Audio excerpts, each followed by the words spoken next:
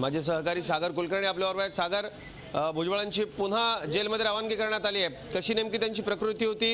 एक फोटोही व्हायरल झाला होता भुजबळांचा आणि भुजबळ थकलेले त्याच्यामध्ये दिसत होते।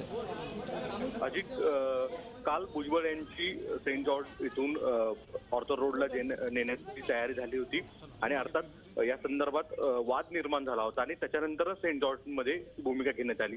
विशेष म्हणजे सेंट जॉर्जच्या एका वरिष्ठ अधिकाऱ्याला देखील या संदर्भात निलंबन झालं।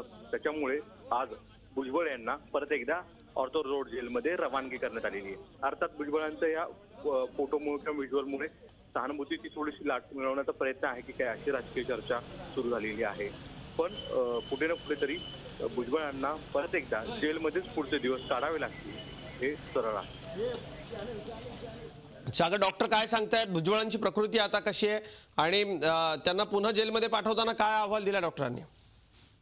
अजित, डायरेक्ट कुठलीही भूमिका स्पष्ट सांगितली गेली नसती, तर जी सूत्रांची माहिती मिळते त्यानुसार कुठल्याही रुग्णाला ज्यावेळेस परत एकदा त्याच्या जेलमध्ये पाठवणार असतात त्यापूर्वी एक पूर्ण चेकअप केलं जातं आणि पूर्णतः हा रिस्पॉन्स चांगला आहे बॉडीचा हे समजूनच त्याच्यानंतर त्याची रवानगी केली जाते।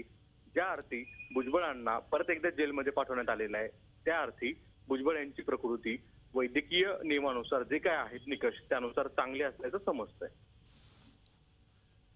धन्यवाद या सगळ्या सविस्तर माहिती करता सागर। झी 24 तास रहा एक पाऊल पुढे।